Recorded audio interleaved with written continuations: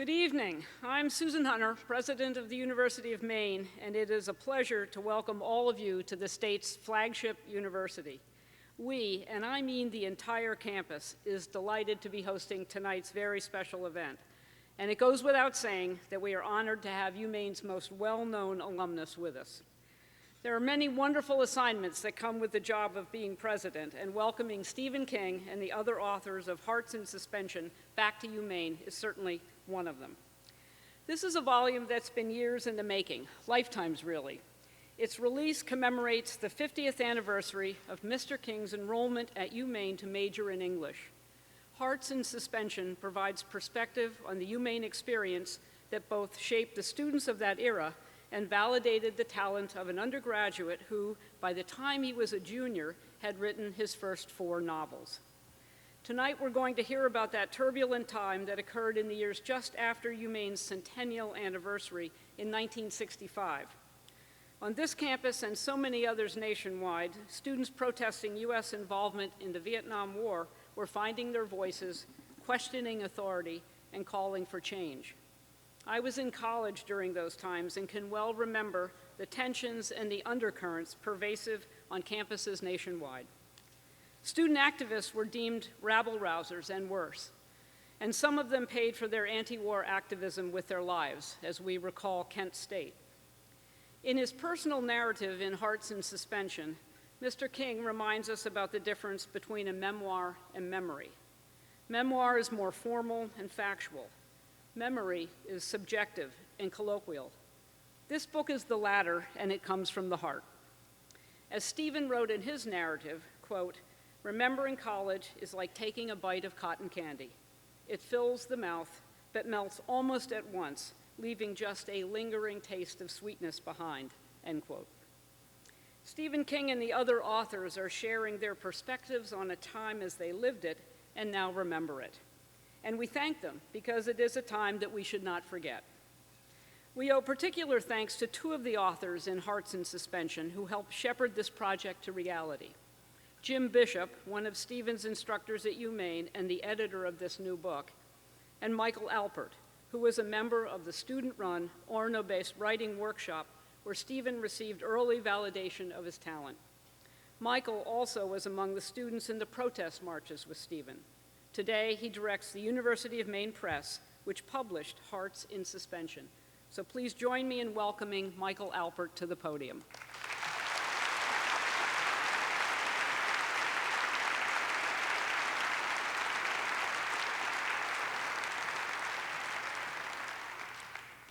Thank you, President Hunter, and thank all of you for being here. I am delighted to be with you this evening to celebrate Hearts in Suspension, the new University of Maine publication. The press is very grateful to Stephen for his generosity. This book is a true gift. Steve has asked that all royalties from sales go to the University of Maine Press.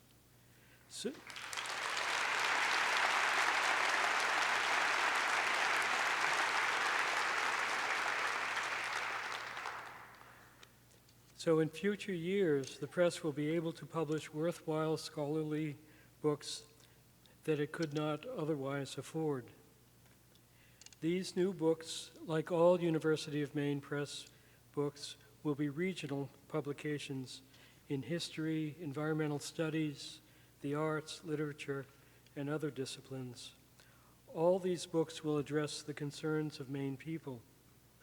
In that regard, the mission of the press is to provide a bridge between the University of Maine and the larger community of Maine residents. Hearts in Suspension was authored by Stephen and by 12 of Steve's classmates and friends, including myself, who were on this campus together in the late 1960s. We were young writers, artists, and political activists at a moment when our country was plagued by political assassinations, by violence on our streets, and by the racist war in Vietnam. We faced a government at war with its own citizens, including people who are now veterans. we witness the terror that comes from bigotry and from authoritarian hubris.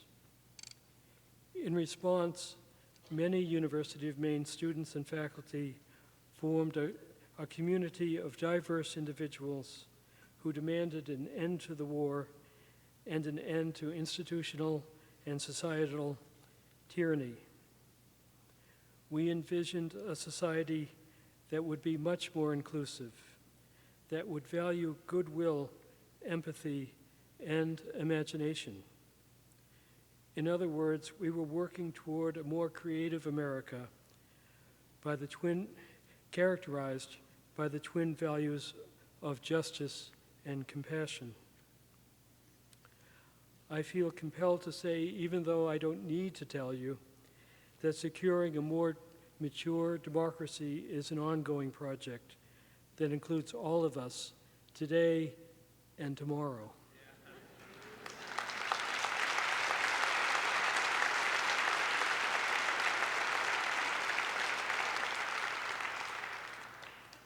The authors of Hearts in Suspension were guided through the complex process of producing a publishable volume by the book's fine editor, Jim Bishop. Many of you know Jim as an inspiring teacher and poet. Although Jim has retired from the English department, Hearts of Suspension is evidence of Jim's perennial commitment to the power of thoughtful, deeply felt, and truth-telling language. Jim will now say a few words about our book, and will introduce Steve. Thank you.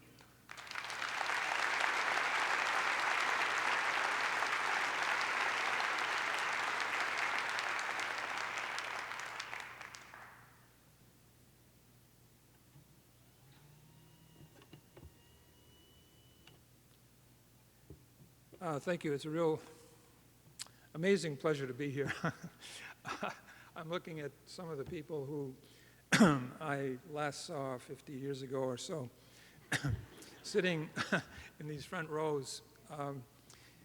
And it's first of all, it's a little surreal, I'll admit, but it's an amazing confluence that these folks can be here to join us tonight with Steve. I thank President Hunter for her remarks, and Michael for your introduction. Thank you very much. Before I make my very brief remarks, you'll be happy to hear. I would like to mention a couple of people who really worked so hard to make this event what it is. One of them was Stephen's personal assistant, Marcia DeFilippo, who keeps things buzzing over there in Bangor.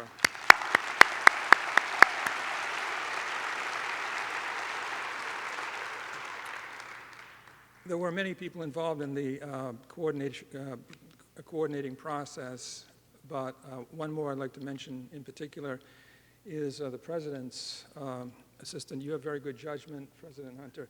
Amber Thompson.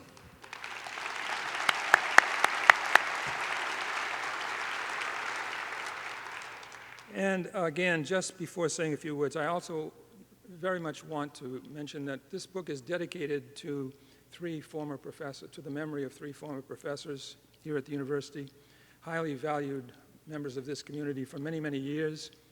The first, Burton Hatlin, excuse me.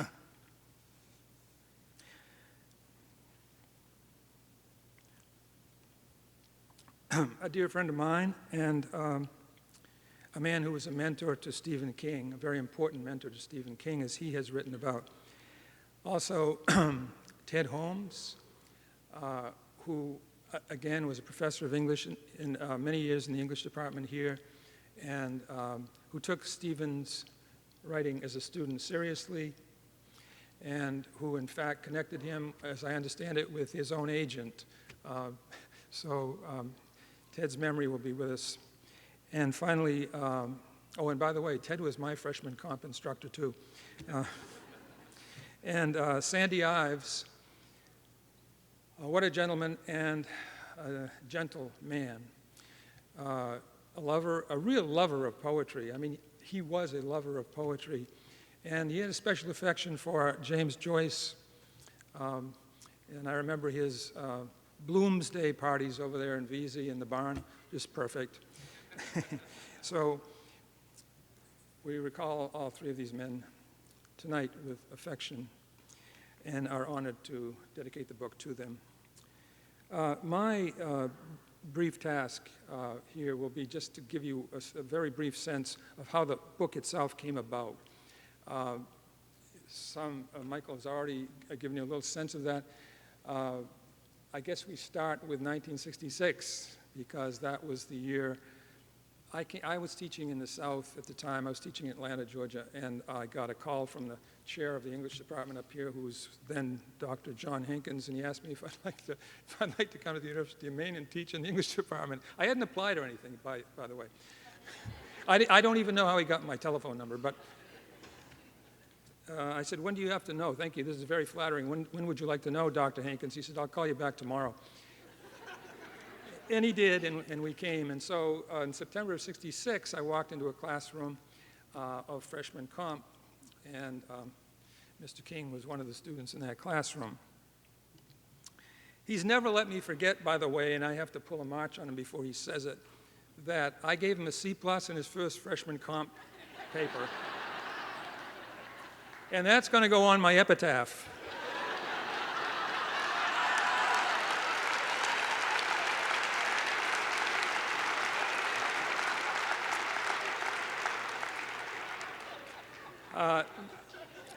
It will.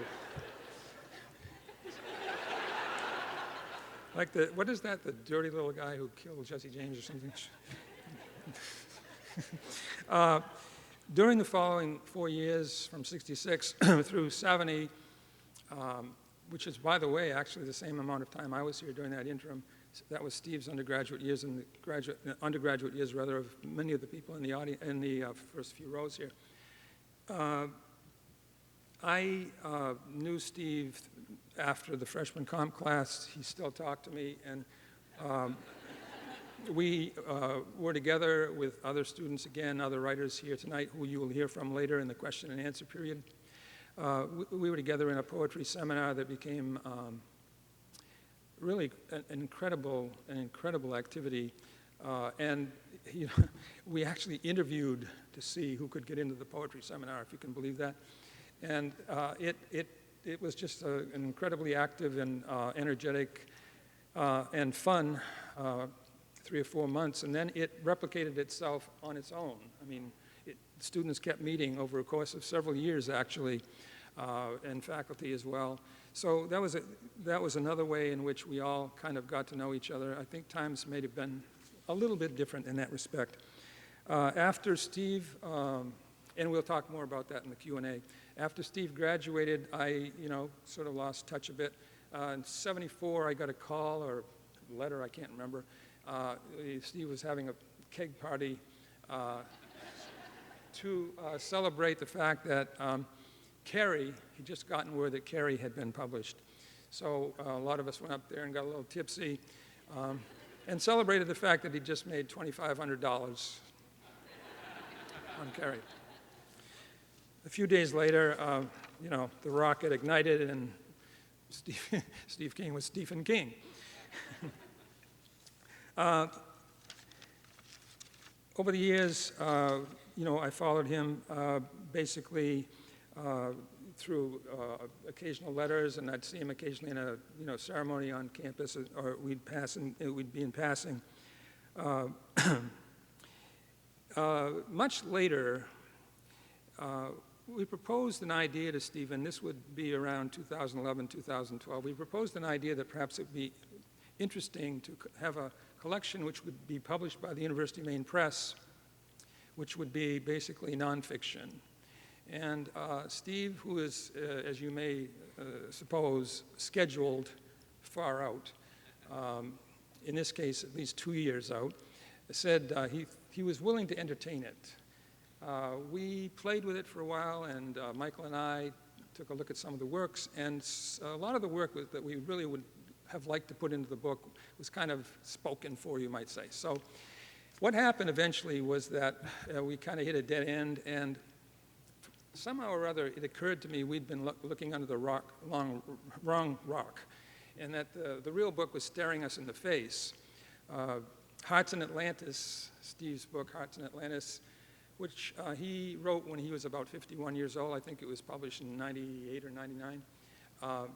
Has a section, a novella, within the 5 sections of the book, also called Hearts in Atlantis, as well as the movie called Hearts in Atlantis. Ooh, confusing.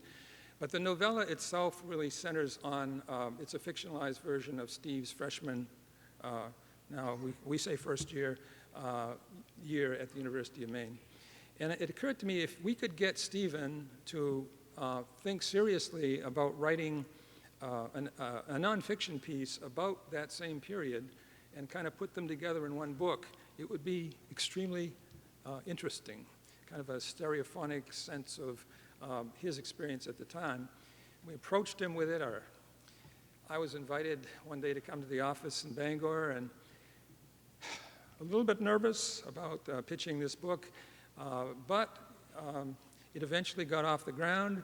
Steve agreed to write the essay, and we were lucky enough, Scribner allowed us to reprint Hearts in Atlantis. The problem was that I had to edit the book. And I didn't know what that meant at the time. I've since learned it meant a whole lot of things I hadn't thought about. But one of them, right away, was editing Stephen King. I had edited Stephen King 50 years prior. But he'd been to a few places since then.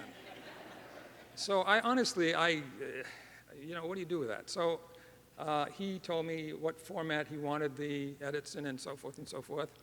And he said, send them to me down here at center level. And so, you know, I agonized and got them together and sent them down to center level. And he doesn't respond. I'm like dying up here thinking, he hates it. And then the center level post office only opened 4 hours a day or something, and he didn't get there on the right time. Come on, Steve. Well, finally, it happened, and he read the edits, and he didn't reject me entirely. And so within a couple of months after we had proposed the idea, we had a finished essay, which some of you may have read, and if those of you who haven't, strongly suggest you take some time after this ceremony and get the book. It's well worth it. Very, very powerful piece of writing. But then I had also proposed that we get some of the students who were there at the time to also write pieces, and I'll let that happen in the question and answer period, but can you imagine calling people up and say, I want you to write an essay about your undergraduate experience 50 years ago. It was an interesting process, and the people who are here tonight took it on, took the challenge on, and they did it rather resoundingly, I think. Now, this wouldn't have worked at all unless the original work that everything is based on, Hearts in Atlantis, had not had heart. It did. And I think that original river that runs underneath that book somehow translated, and I think you'll find the same river running under this book, Hearts in Suspension.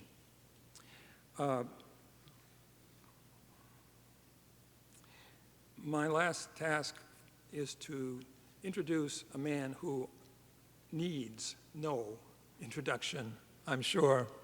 So let me just present my friend and fellow alumnus, Stephen King.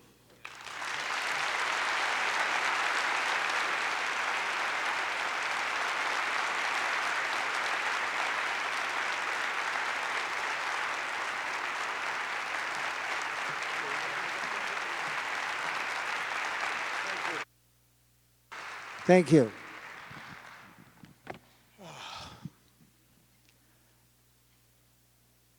This was free, right? I heard that, and I got a little bit of ease just from that, because afterwards, if you could come up to me and say, that sucked, I can say yes, but it sucked for free.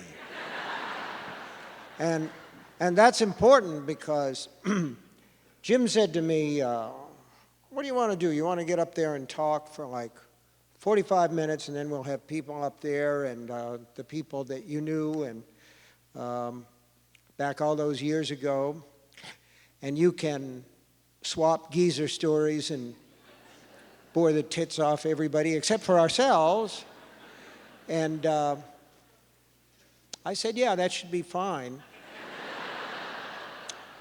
And then I came to realize the hard fact that I'm totally out of my comfort zone tonight.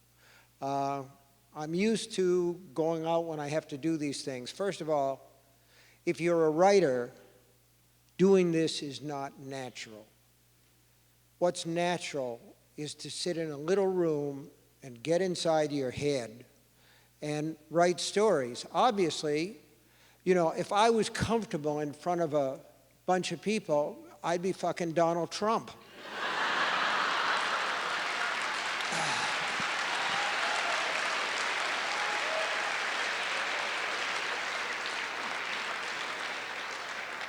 But I'm not. So what I've done over the years is I've worked out this kind of routine that I do where I tell stories that are mostly lies about how the different books were written and this and that and the other thing. And when I'm done, I say thank you very much, and that's it.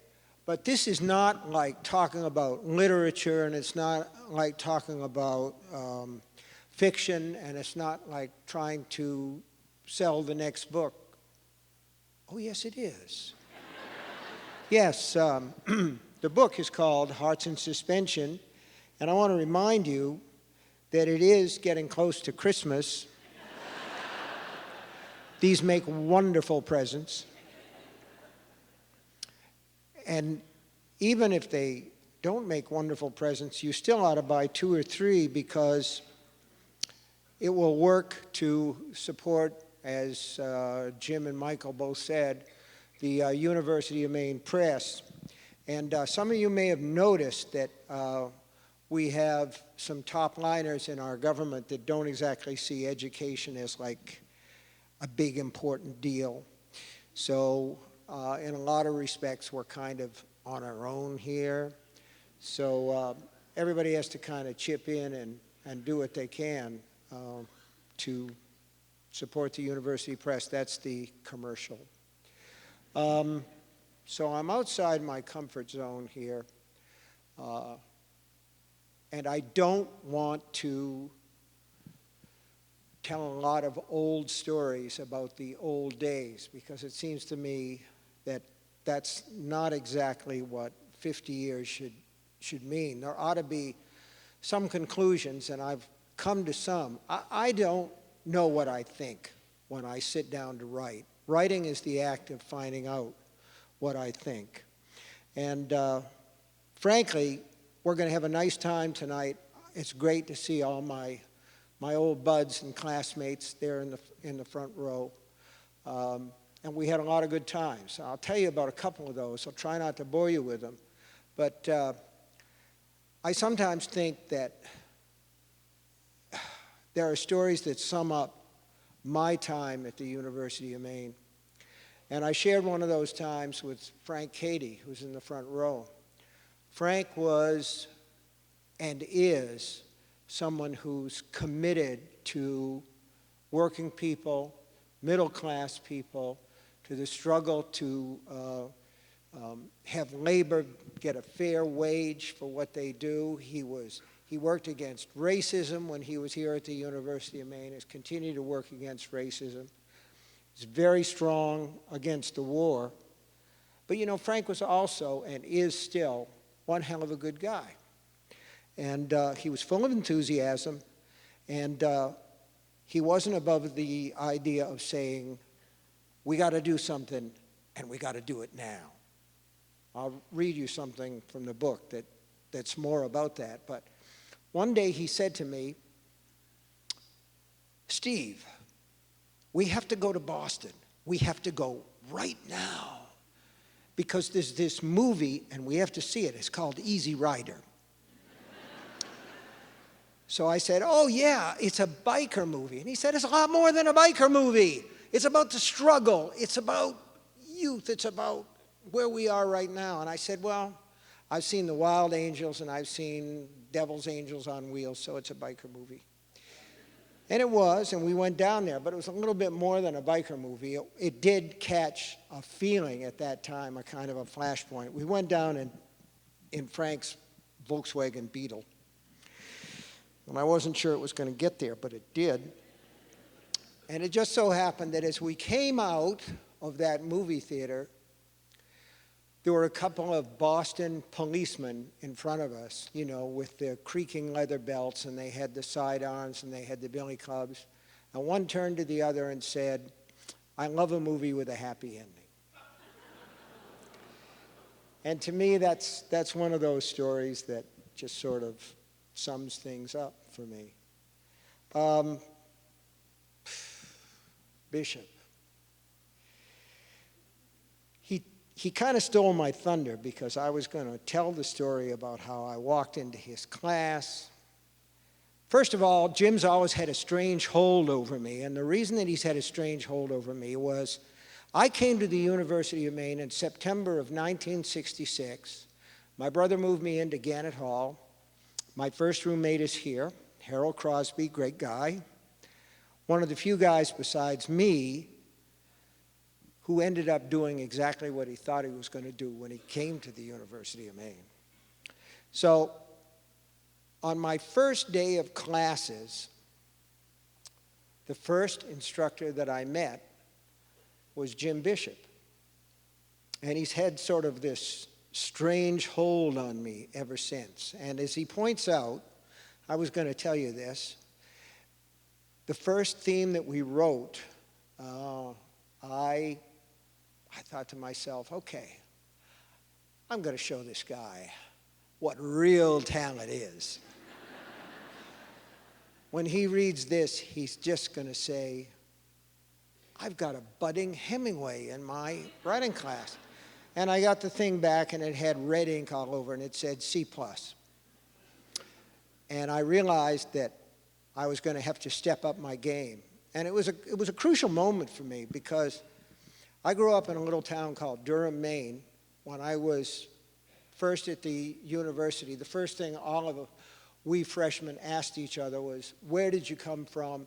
And I'd say Durham, and they'd say, well, you don't have a southern accent, because everybody thought that I meant North Carolina. And I would say, no, it's down between Lewiston, Auburn, and Freeport. And finally, they get sort of a general geography. But I went to a one-room school when I was in grammar school. There were three of us, and one of the three in my class was what we now call mentally challenged.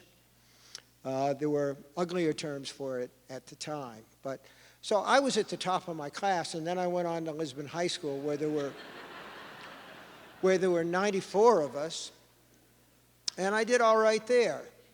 And you know, the thing was, at Lisbon High School, I actually won a Scholastic Magazine writing award. It was just an honorable mention, but there was an assembly, and they gave me my honorable mention prize, which was a ballpoint pen with Scholastic Magazine on the side in gold, and it leaked all over my hand.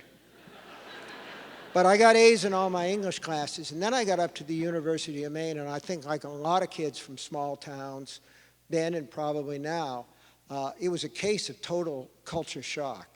I never thought I'd find my way around this place, and I suddenly realized that I had stepped up from single A ball to triple A. I was going to have to step up my game a lot. For the book, Hearts in Atlantis, I had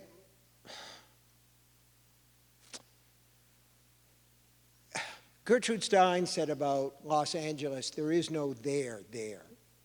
And I always felt that way about the 60s, looking back on it. The more I thought about it, the less I could get a hold of it.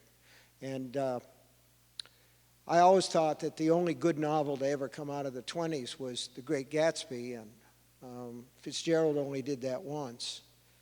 And I never intended to write about the 60s. And then I had an idea for a story set in the year 1960 about this kid named Bobby and his relationship with this strange boarder that lived in the apartment above him and his mother. And I realized that to a large extent I was writing autobiography because my brother and my mother and I lived in an apartment in Stratford, Connecticut rather, and there was somebody strange on the third floor. And I thought, well, you know, you're just taking what's really there. But I wrote the story, and then all at once I thought to myself, I can take the girl in this story, whose name was Carol, and I can put her in a story set at the University of Maine in the year 1966, the year that I came in. And Jim got me to write this essay because he has the prime quality for an editor. He missed his calling. He's a pest. He's a fucking pest. And he kept after me and kept after me, and it was like this thing about like, well, you can help the University of Maine press. And I said, well, I don't really know if I can write about the 60s because there's no there, and I used my Gertrude Stein thing and this and that and the other thing. And the bottom line was I wasn't sure I wanted to go back. Those were turbulent years. They were turbulent years for us personally because whatever you may say is legal or not legal, and I mean, when I came into the University of Maine at 18, they could send your ass to Vietnam and get it shot off, but you couldn't vote for president. That changed, but 18 is very young, and 22 is still pretty young, but there's a big difference. So it was a growing experience. There was a lot of heartache, there was a lot of pain, and I wasn't sure that I really wanted to revisit all that. And Jim said, yeah, but the University of Maine press, Steve, you'll be helping him out. So finally, just to shut him up, I agreed that I would try to write this essay.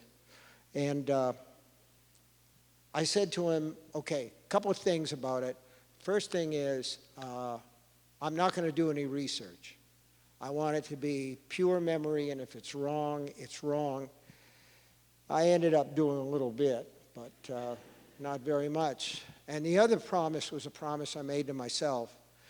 I knew that the story, Hearts in Atlantis, which is in the book, was autobiographical to a large degree, so I didn't read it because I just wanted to go back and try to recall what it was that I was doing and how I felt and what the weather was, where I lived, who I knew. So I sat down to write the essay, and any piece of writing, any long piece of writing is an act of faith. And one of the things that you learn as you do this is that writing is a kind of act of hypnosis. And if you can find the faith and the courage to start, you spend about the first 3 days kind of feeling lost. But little by little, that recall opens up. And that's what happened to me. And I am now going to read some stuff from this wonderful book. Does this thing work? Ah, shit.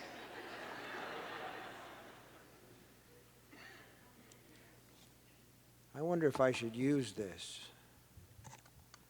Well, we'll try anyway. So this is how my career at the University of Maine began. I washed up on those fabled Atlantean shores in the fall of 1966 when the Ballad of the Green Berets stood at the top of the pops and lava lamps were in vogue.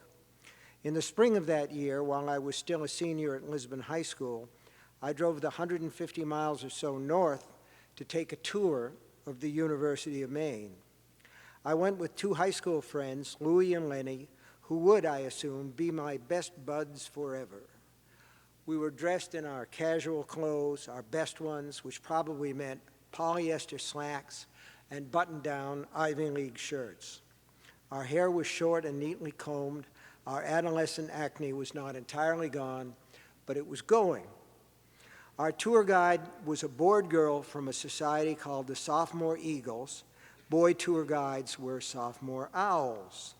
She wore a white beanie with matching blazer and had a little pine tree inked on her cheek. She took us around the Memorial Union, the Faulkner Library, some classrooms, a couple of boys' dorms. She asked us if we had any questions. Lenny asked her how the food was. "Oh, great," she said. "It's great. You will wish you had more punches on your meal ticket." After the tour, the three of us had a Coke in the Bear's Den, sitting in a far corner, hoping not to be noticed by the sophisticated young adults circulating around us, and went back home to take up the last 8 weeks of our high school lives. For me and for Lenny, about Louis, I'm not so sure. That tour was a joke. The pretty Maine Eagle could have saved her spiel because it wasn't like I was going anywhere else. There was no money to go anywhere else.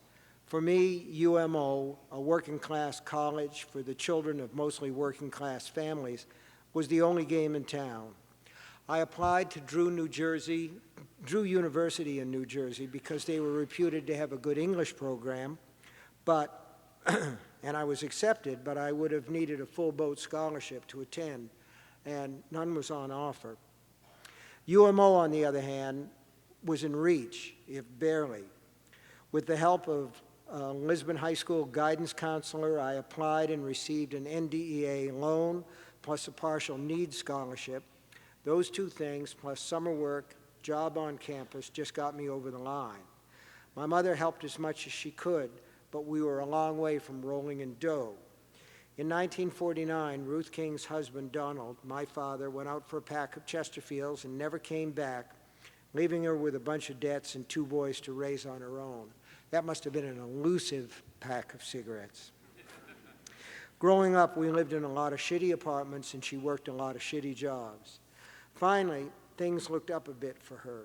At the time I was accepted at the University of Maine, she was head housekeeper at Pineland Training and Hospital Center. The training center of it was pretty much bullshit, as most of the inmates were cataclysmically impaired.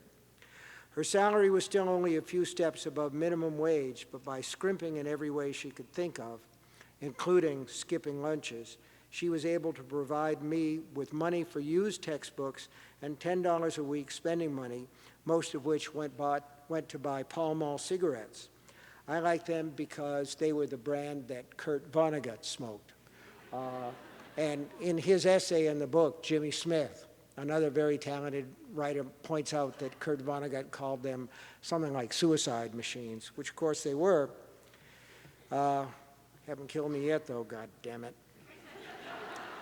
During my high school years, the King family was living in a 5-room house lent to us by my mother's brother-in-law, who actually owned it and never let us forget that act of charity. The heat was a feeble furnace supplemented by a kitchen wood stove in the winter. The shallow well out back went dry every summer, which meant refilling it from a tank dragged on the back of an old pickup truck. We had to dump in enough every 2 weeks to cover the pump, which otherwise would have run until it burned out. During those halcyon summer months, we shit in an outhouse that my mother dubbed the Blue Room, waving away wasps with copies of Life and True Detective. Finally, Mom convinced her brother-in-law, a veteran alcoholic who used to mutter darkly about the Jews while in his cups, that putting an artesian well in would increase the value of the property when he eventually sold it to someone who could actually pay money. Year-round running water was a great thing for my hard-working mother, not so much for my brother and me. By the time the need to haul water in a welded copper tank had passed, we were gone. So yeah, the tour was a joke. It didn't matter if UMO looked like Harvard or Alcatraz, I was going there. One day, later on, while we were crossing the Stillwater Bridge, I can remember one of my North Main Street cronies, roomies, George McLeod, bursting out, "This is what we got. This is the whole thing. There are no boats for nobody. Nobody's filming this shit. Nobody's going to do a last-minute rescue. And I got that. No boats for nobody. Correct, George. You nailed that sucker. As a high school senior, I floated the idea to my mom that I might enlist in the Army instead of attending college and go to Vietnam, which was starting to heat up. By then, I knew that a very young Norman Mailer had enlisted in the wake of Pearl Harbor after a spirited discussion with his wife about which theater, European or Pacific, the great World War II novel was most apt to emerge from. They decided on the Pacific, and the result was The Naked and the Dead. That sounded good to me because the great Vietnam novel was still waiting to be written. And of course, it was by Tim O'Brien, called The Things They Carried. Great book. My mother was horrified by the idea. Horror alone might not have stopped me, but she added, "You'll break my heart." And that did. 3 years later, I drew a fairly low number in the draft lottery, and after offering me greetings, my Uncle Sammy directed me to appear for a physical in Bangor.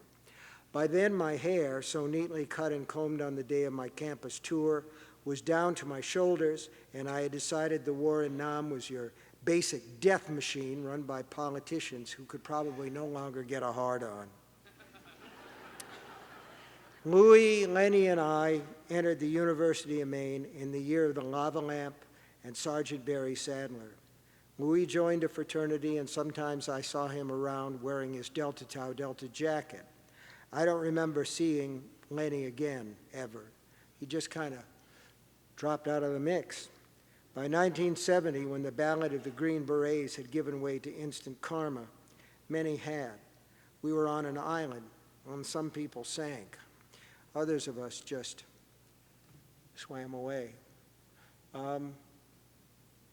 Getting the book, I deliberately didn't read my story, Hearts in Atlantis, before I wrote the book, and I didn't read any of the essays until I actually got the book.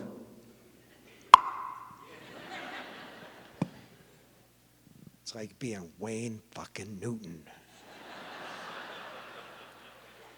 Anyway, reading those memoirs was a little bit like, you know the scene in Tom Sawyer where Tom and Huck are presumed to have drowned and they get to go to their own funeral and they hear all these things. So it's a little bit like I died without actually being dead, because all these people wrote, and they didn't just write about me, but I appeared sometimes in them, and I never knew that I was such a sloucher, shambler, you know. I'm described that way over and over again as somebody who just kind of slouched around. There were things about myself that I did not remember. Jimmy Smith again pointed out that I had a wooden ring with 1% on it. In those days, the 1% didn't mean rich people. It meant biker outlaws.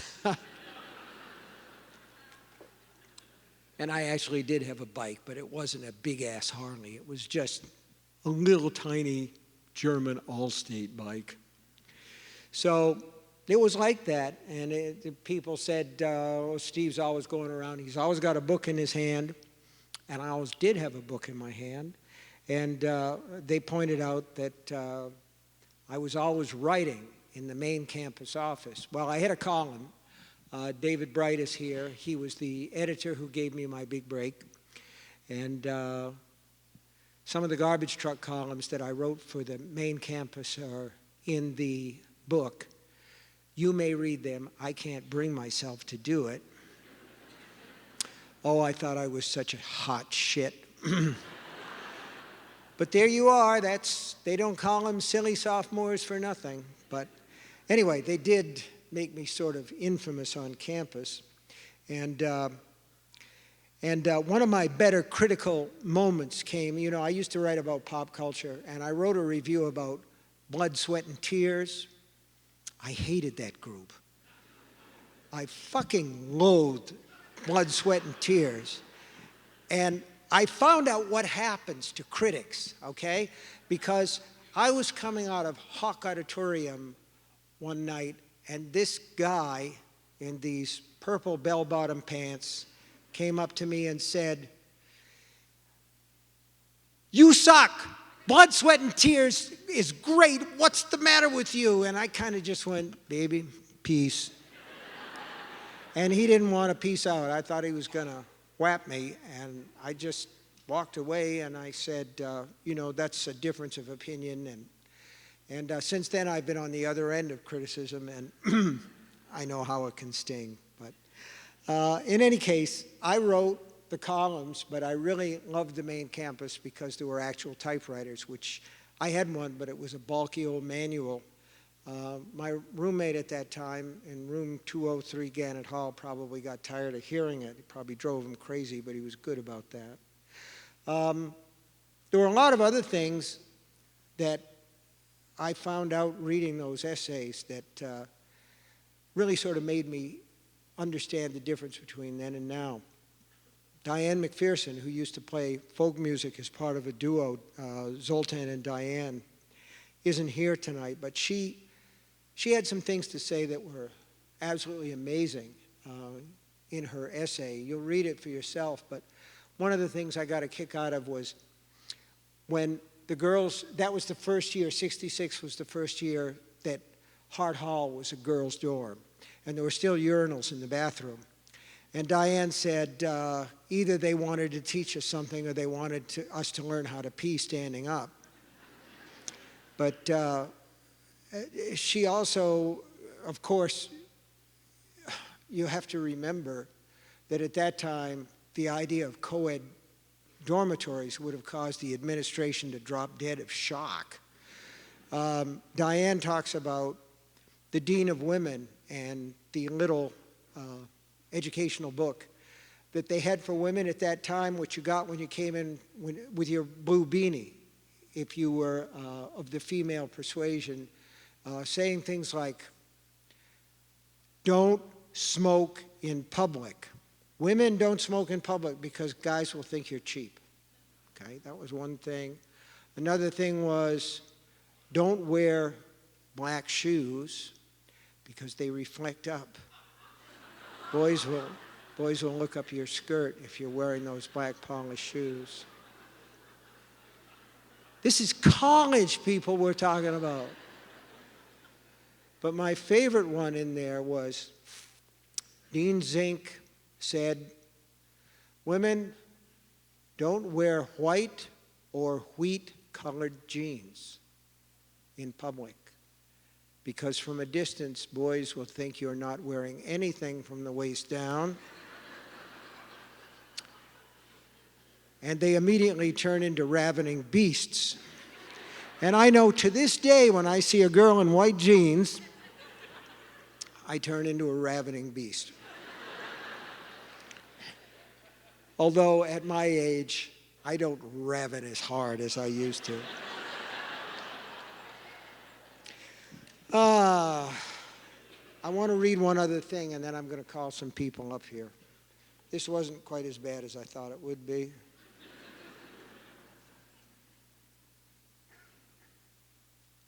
You know, everything goes around that comes around. I didn't talk about the chicken crisis. I'm going to read you something about that. Shit, I got to read you about that. The Great Chicken Crisis in the fall of 1968. Man, whatever goes around comes around. Ka is a wheel, and it always comes back to the place where it started. In 68, Richard Nixon was running for president, and so was George Wallace. In 16, we have Donald Trump, and you like to think that there's some sort of an evolutionary progress there. I don't see it on that side, but at least I can't imagine anybody in 1968 possibly imagining that an African-American man might become president of the United States, or that he might be succeeded by a woman. But, so that's the good side of it. Anyway, 1968. Wasn't much of a crisis, it was a prank, really. The SDS kids brought out 3 chickens into the Memorial Union and put signs around their necks. Johnson, Wallace, and Nixon's the one. It was a clear case of foul play. Bada boom. Okay, moving right along. The chickens were on leashes because pets were allowed in the union if they were on leashes. Although the rule was meant for dogs, it didn't specify dogs. Hey, the protesters even put down newspapers for the birds to shit on. Most of the anti-war kids had been for Eugene McCarthy before Hubert Humphrey was nominated at the notorious Chicago convention that summer, and they found the chicken thing moderately hilarious.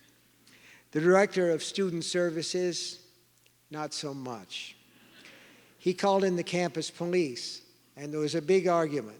The police wanted to see the chicken minders' ID cards. There were only 3 or 4 minders, but dozens of kids offered IDs, a clear case of nous sommes pour les aujourd'hui. We are all chicken minders today. Eventually, both the birds and their SDS chicken sitters were evicted, thus elevating a dumb joke intended only to get a little ink in the campus newspaper to a genuine protest. It outraged the campus as a whole.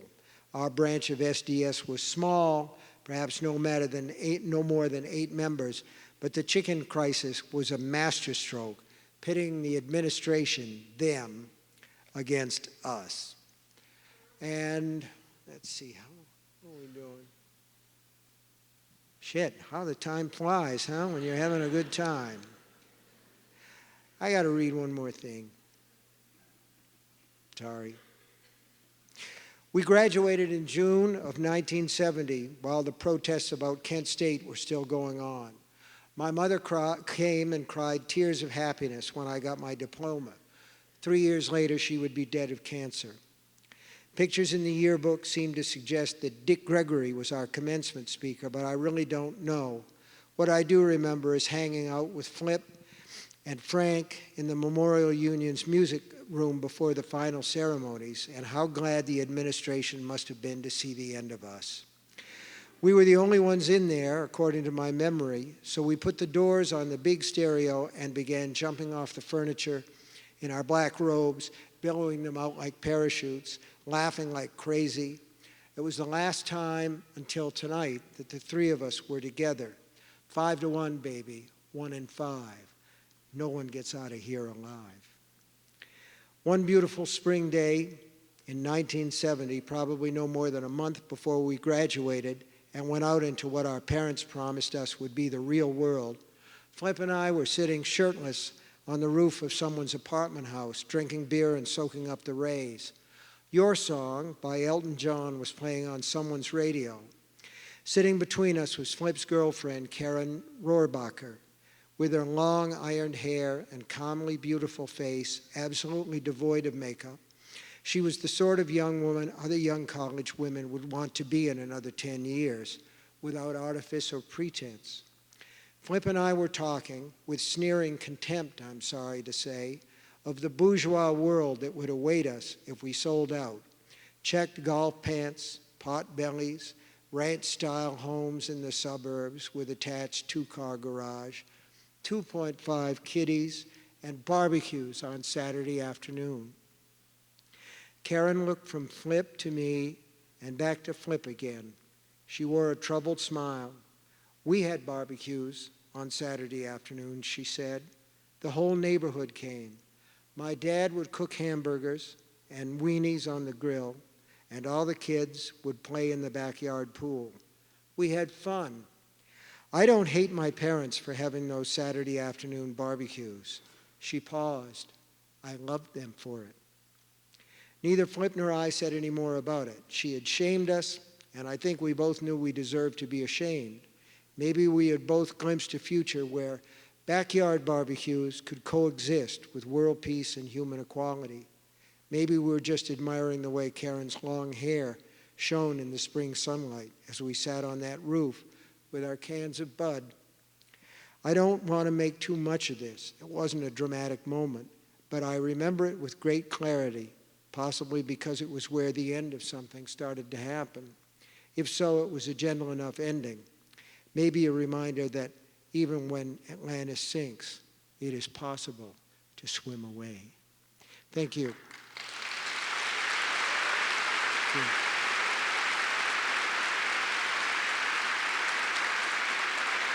Thank you, that's very kind.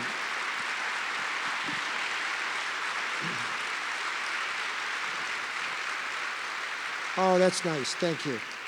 I'll tell you what, I'm going to call the essayists involved with this book up here one by one. Maybe you'll hold your applause until the end, because we can talk for about a half an hour, and you know, back then we used to call it rapping. We had rap sessions. A lot of times while we were high on doobies. Hold your applause to the end, because we're old people now and we have to go to bed early. So the first one I want to call up here, either way, wherever this steps, don't fall over your canes, guys. It's David Bright, who is my editor at the Maine campus, and worked at the Bangor Daily News for years, and a good friend of mine. Secondly, Harold Crosby, my roommate in good old Gannett Hall, room 203. There's a character in Hearts in Atlantis called Nate Hoppenstand, who bears some resemblance to Harold, but isn't really Harold, because Harold never owned a record called Diane Renee Sings Navy Blue. So, you know, he's a good guy. Diane McPherson, unfortunately, isn't here, but Jimmy Smith is. Come on up here, Jimmy. And I have to tell one story while Jimmy comes up here. I'll make it quick, because it is getting late. But, you know, there's a lot of serious shit that went on back in the late 60s with Kent State and the protests and the draft and all the rest. But there was some funny stuff, too. And we lived in a place called 110 North Main. And one day, when Jimmy and I were cruising around in my crappy old station wagon, we went to McDonald's and we got Big Macs. And Jimmy said, "Damn, this is good. I bet I could eat 10 of these." And I said, "Jimmy, no, you could not eat 10 Big Macs." "Yes," Jimmy said, "I could eat 10 Big Macs." And I said, "I bet you $10 you couldn't eat 10 Big Macs." I didn't have $10, but what the fuck, you know? He said, "Okay, you're on." So a couple of us went up to McDonald's, which was where it is now, I think, I don't know if they call it Wadley Store anymore. Is Governor still there? Oh, shit, that place will never die. Although some of the people who've eaten there probably have. Anyway, we went up to McDonald's. And we got 10 Big Macs for Jimmy. And the best thing about this was they came in a little cardboard house. You remember that, Jimmy, the little cardboard house? And I got to tell you, Jimmy got through 3 of them. No, he got through 7 of them. I got through 3 of them. Probably it was more funny at the time. I take that for yes. Harold Crosby was my first roommate. Phil Thompson, would you come up here? He was my roommate the last couple of years and probably my best friend at UMO. Keith Carrero, classmate, writer, classical guitarist. Frank Cady, who took me to see Easy Rider. Would you come up here, Frank? He also took a picture of me that some of you may have seen. He got me up with a hangover. We were living in Vesey, and he said he had a shotgun and he wanted to take some pictures. And I didn't want to take any pictures. I was hungover out of my mind, but he got me out there in the snow with my cut-off gum rubber boots and took a picture, and it ended up as a poster called Study Damn It. Sherry Deck, would you come up here, please? Sherry was part of our poetry circle, one of the most talented poets that I've ever known. Michael Alpert, who's been up on this stage before, who was also at that time a wonderful poet, and has published some of my books with Filtrum Press. Terrific guy. Jim, do you want to come back out and sit down? You got an essay in here, you really ought to. Who have I forgotten? Who's down there? Have we got everybody now? Is everybody here? Well, give them a hand.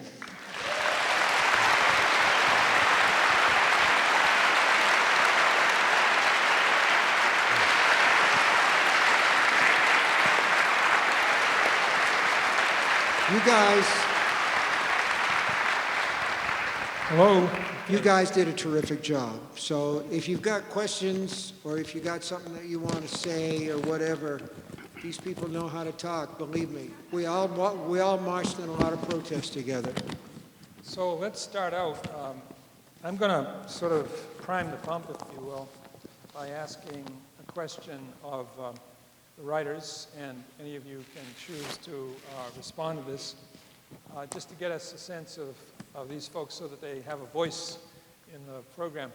And then I'll ask maybe one or two questions, and then I'd like to throw it out to the audience. So you might be thinking, if you have a question, you know, what you would like to ask to any of the group here. I said that when I was putting the book together, I called these folks or emailed them individually out of the blue and asked them if they would write this narrative based on experience between 45 and 50 years ago as undergraduates at the University of Maine in a very, very, very turbulent time in all our lives, and certainly in theirs. So my question would be, I want to ask you folks who received the challenge that I sent you right out of the blue and responded. I want to ask you, and I'm really curious about this, did you learn anything in the process of writing your essay? Did you find anything in the process of writing the essay that came up that kind of surprised you, or that you hadn't been aware of in quite that way before you started writing?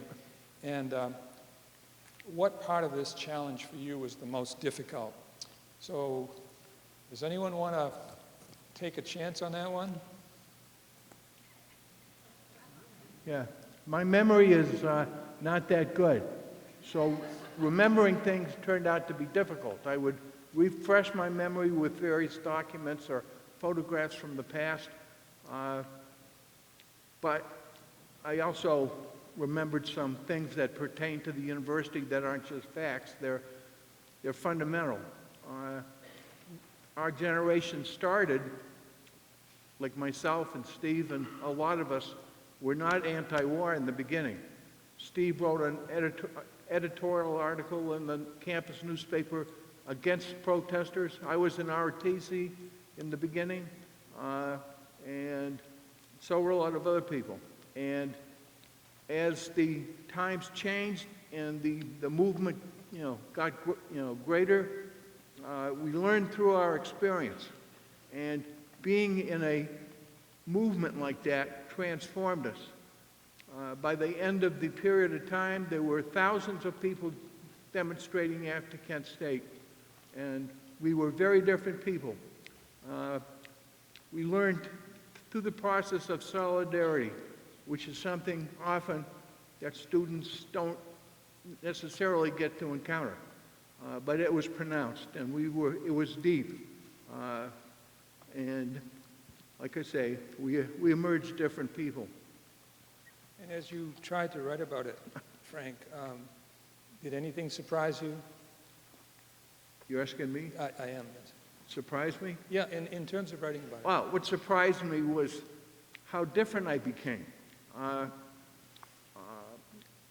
What surprised me was that the first thing was leaving ROTC. I saw the demonstrations.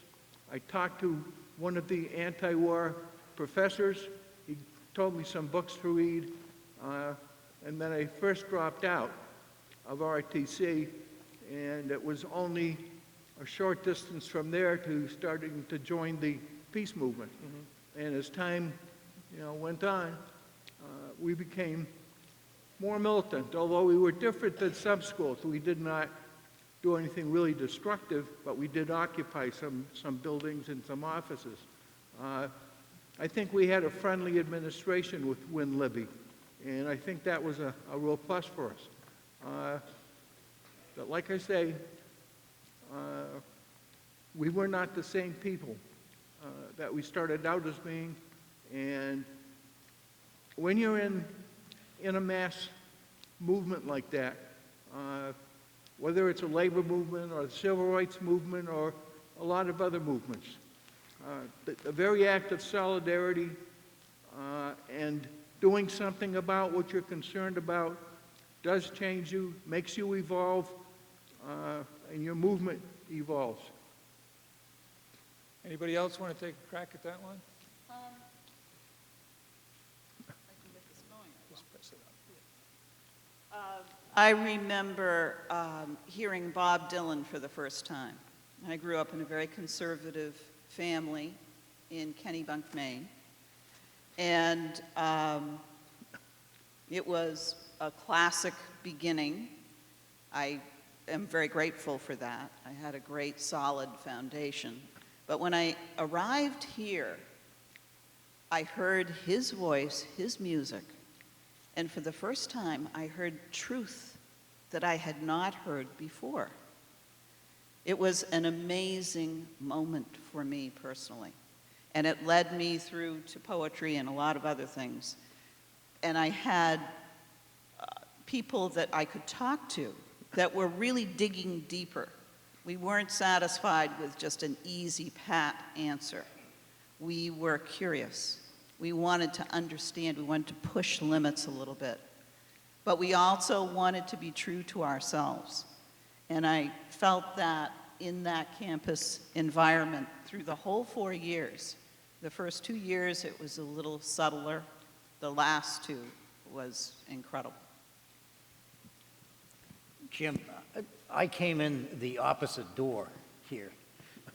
Having had the privilege of growing up and going through high school about just a few miles away from Harvard Square, when I got here, I thought that everybody on campus, if you're in college, you had to be against the Vietnam War. How could you not be against the war, based on where I had come from? And it was interesting to go through that on the sort of that same thing that everybody experienced, but on the other side, to understand that there are a lot of different opinions out there. I do want to do a quick shout out to Jim Tierney, who's here in the audience today, former Attorney General, so another one of Maine's famous alumni. But Jim, stand up, Jim. Stand up, Jim. Were it not for having met Jim early on, I probably would have just said, well, I guess this ain't working, and just gone off into my shell and lived in a test tube in the chemistry lab. But Jim showed me that even, there was just so many voices here. And once you become editor of the campus newspaper during the Vietnam War, you understand that there's a lot of voices and you've got to get them all out. And, that I think I've carried that with me.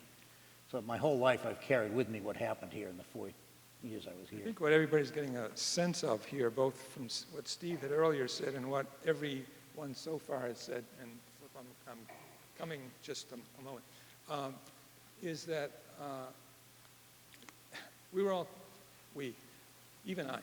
really kids in some sense when we came. And the times were transformative. I mean, they really were transformative. There was a kind of energy that swept us all up, and it was an energy that none of us had experienced in quite that way before. Flip, how did it affect you? Flip Thompson. Dylan Man, too. Nobel Prize, Literature, Bob Dylan. But for me, the most part, maybe seeing things, absorbing things, but mostly from day one, I just wanted to stick it up the establishment's fat ass. I'd like to.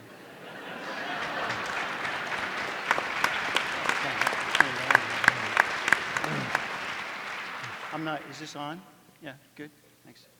See if I can wrap this around really well. David Bright and I used to live in what we call the Maple Street Inn. It was constant music, constant everything. And I would walk around the campus quite a lot. Often I would go in the campus newspaper office just to see you. There's this tall, slouched over guy at the typewriter. Never said a word, just clack, clack, clack, clack, clack, clack, clack, clack, clack, clack, clack. Very good, very good. Knew his instrument well. And finally he said, what the fuck are you doing? All you do is, you're in here, you just write. What are you writing about? To you, I didn't say a word.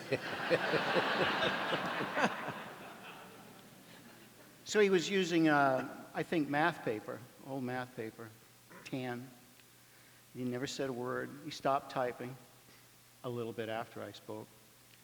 And then he got the manuscript that he had completed, and he tapped it on the desk, handed it over. So I stood up, and I started reading the material. And I'm going, Stephen King. King's Garbage Truck. I thought that was Art Buchwald's brother. Huh. He's my age. So here's what I'm noticing, because I was an avid reader.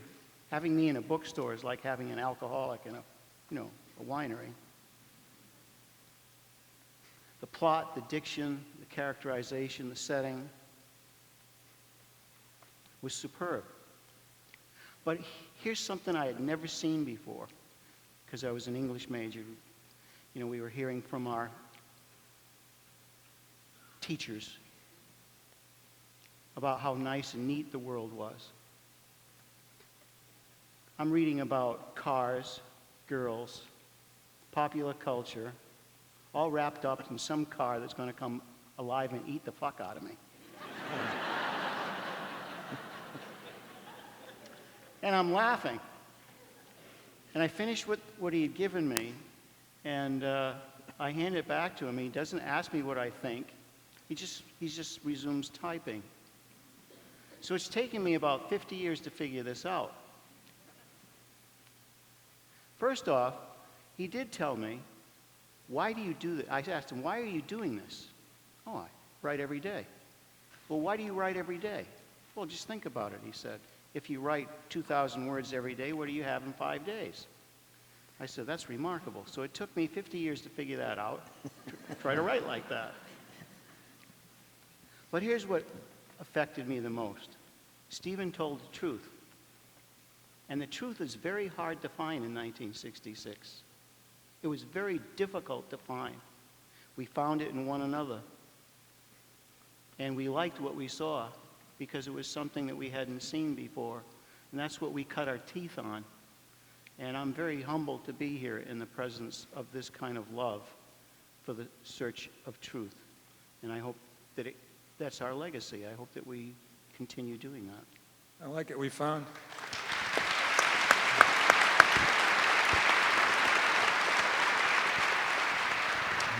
it in each other. That summarizes it pretty well. Michael. Well, is this on? Yeah, you just gotta speak up. Okay. God damn it. Okay. Well, mostly we've been talking about our opposition to the war in Vietnam, which we were all involved in. But there was another part of our life here that was very important to us at the time, and that was the writing workshop that continued after it was a class. We met at the Wilson Center every other Friday night for years, and many of us here. And for me, that writing community was a form of rescue. I had transferred out of the University of Maine. I was actually a student at the New School for Social Research, but I had experienced really terrible violence in New York, witnessing some violence. And I was back up here and I was traumatized. And that writing workshop really was what I needed. And actually, until I wrote the essay for the book, I never articulated where I was emotionally at the time to anyone, including my children. I just did not want to deal with it. But the book provided either an opportunity or a compelling reason. It was as much a push as a pull to talk about the truth of my experience in those years. So I'm very thankful for that opportunity. Thank you, Michael. Now, I'd like to allow the audience to join in here. You want to be part of the rap session? Does anybody in the group have a question they'd like to address to any of the writers? I'm having a hard time seeing here. Just, Do we have a mic? yes, go ahead. Mr. King, Yeah. I was wondering if you would have any funny stories about Michael Albert. I've had the pleasure of knowing him since 1995, and I worked with him sending out all the books. I work in the mail service here at the university, so I've had the pleasure of knowing Mike and kidding around with him, and he is a great guy. And I just wondered if you had any stories you might want to tell about.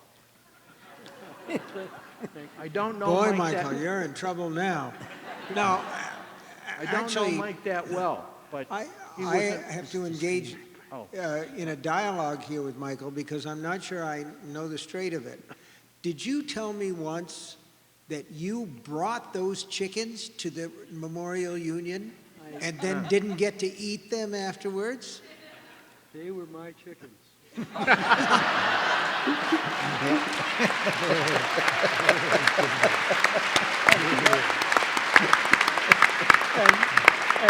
Michael gave his chickens for the program. Power to the people! But I have to tell you, Steve, I did not eat the chickens. Cliff Cole ate the chickens. Now it comes out. You know, that reminds me, too, of a dinner that we had. We had a Freaks Thanksgiving dinner one year. Do you guys, Flip, you must remember Daryl. Daryl French. Yeah, he used to wear a cape. He looked like fucking Dracula. He went everywhere to get cape. But he was a sweet guy, and he had a sweet little wife, and they had us for a Thanksgiving dinner, only she cooked the turkey with the gerbil still in the little bag, the giblets. They weren't gerbils, they were giblets. We think. We think, yeah. So we had a nice vegetable dinner. Go ahead, Flip. Daryl French introduced Steve and I, and maybe others, maybe restaurants, I don't know, but Steve and I to bologna and mescaline sandwiches. He had some strong dope, too, I'll tell you what. Anyone else want to take a shot at any of these folks while you have the chance? Here they are. Getting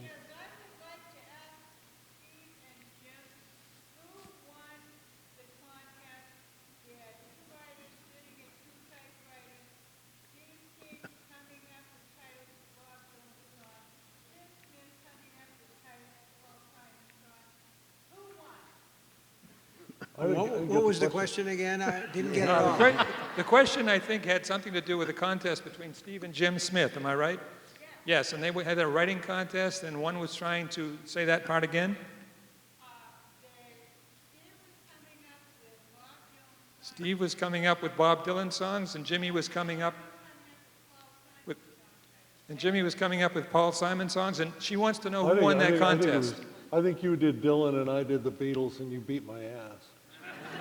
Might have done that. I should tell you, too, after Jim told all this stuff, Jim once bought a really crappy car off me, Jim Bishop. He bought a Dodge Dart off me, a little 3-speed. When you shifted the clutch, you could see every pebble on the road underneath you. So.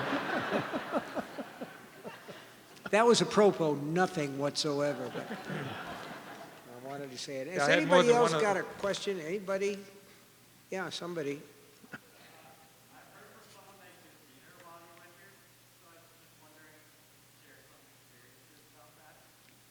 Did you hear did you all hear the question? No. Could Hear you, it. could you repeat the question, please? I heard that while you were here, you did some theater, and I was wondering if you could share some experiences from that. The questioner wants to know about Steve King's experience with theater while he was at the university. Oh, God, no. I mean, I was terrible. I was terrible. I did my best. I was in the main mask, and what I remember from the only thing that I really, two things I remember from that time is drooling on the lead actress one time in the throes of emoting some scene. And I can remember the head of the department was Al Cyrus, who's a great man. And he cracked up one day at rehearsal. We were doing Juno and the Paycock. And we were having a complete run-through. And I came on to give my great moving line. What are the stars, Joxer?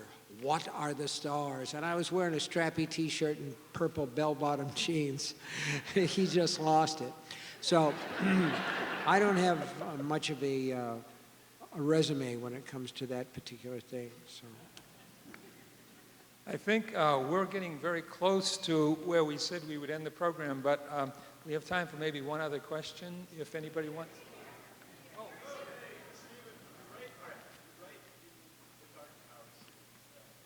Could you speak a little bit louder?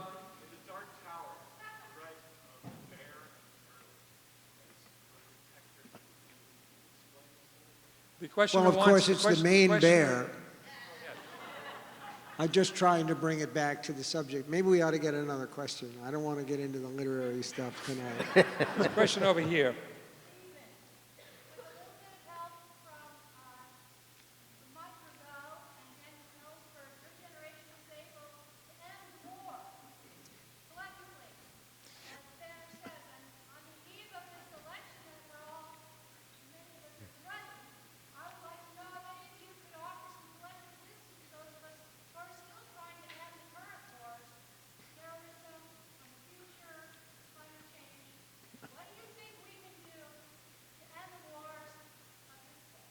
I don't know if you all heard the question. The upshot of the question is, it's a really easy one.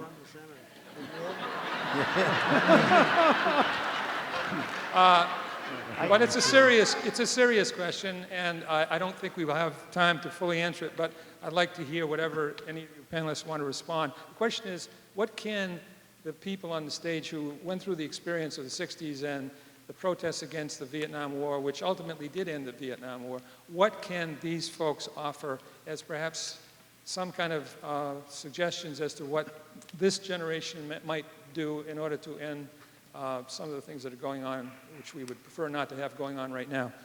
Anybody? Sure. Anybody? Go ahead, Jim. Go ahead. I'll go after you. Frank Cady, Frank. one of the things that I didn't mention when I spoke before was that we had an incredible coalition. Larry Moskowitz from SDS, Steve King, who had a column in the newspaper, David Bright, the editor of the newspaper. A lot of people played a major role. The Veterans Organization on campus took part, at least their leaders did, in some of the demonstrations. I'll never forget two former Marines who spoke at the peace rallies. We had clergy, we had labor people, and what you have to do to build a movement, you start small, you make little things first, that you keep trying to grow them, and after a while, if there's an urgent need, it gets much bigger, and it changes you, and it changes the country. And I think the Black Lives Matter is an example of that. They've had a...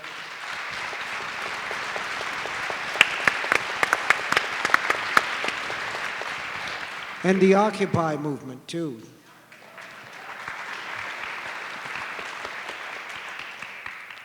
They've had a major impact. Their voices have been heard very loud. But there are all kinds of issues. The Native Americans around the pipeline. A while back in Maine, there was an Indian land claim suit, and a group of us in Portland joined together and reached out to other people, and that was right in Governor Brennan's backyard, and of course he was the Attorney General at the time, and opposing the Passamaquoddies. So we built demonstrations in Portland, like I say, right in his backyard. We had state representatives, we had leaders from the Passamaquoddy, we had a broad spectrum of people from the community, labor people, and I think that was a factor for Brennan when he reached an accommodation with the Passamaquoddy, because that was really a terrible thing, and an obstinate refusal, on the state to make an accommodation to people who certainly had a right to an accommodation. So he built it from coalitions, and they start small. Mobilize. And you mobilize Michael, them. did you want to add something? Jim? Well, I think it's important to be politically committed, which means to actually run for public office at a local level for many of us. I've done that, and right now I'm on the Board of Ethics for the city of Bangor. These local offices can make a big difference. It's part of the way in which a movement is built. And I think there's been a reticence on the part of people who think progressively to become engaged. And so they've left it to the right wing. And that just has been horrible. I think we have to individually commit ourselves, commit our time and energy to actual political service. So. I'd just like to add that in addition, I understand the times as being such that many people are feeling that they are powerless. I mean, there's so much. I mean, it's subconsciously we're carrying this all around, and it's so heavy, and many of us are feeling a sense of individual powerlessness. But it's that very thing which we've got to fight against, because once we give in to that, of course, we are powerless. And unless we do it ourselves, we're never going to get together with others to do it collectively. I'm afraid that we're just about at the end of the program. I want to, of course, Sherry, I'm sorry.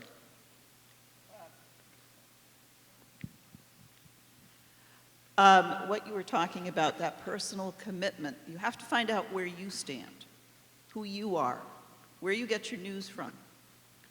Do you listen to every side? Do you have dialogues with people that perhaps you don't agree with, but you will listen to what they have to say?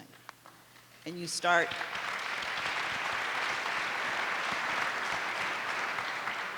but then you take it another step. And you start thinking, all right, where do I stand? What can I do? What is the next step? All of us have busy lives. All of us are pulled apart in many ways. But here, in this incredible place of learning, where you have a chance to really get together as groups, people understanding, listening, and growing together. This is amazing. As I look, for me, sitting on the stage, looking back 50 years, time travel, right here, right now. And what I take away from is I'm trying to remember a line from Hearts in Atlantis that I think is really effective. And help me, Steve, if I don't get this right. He didn't reread it. I thought they were all great lines.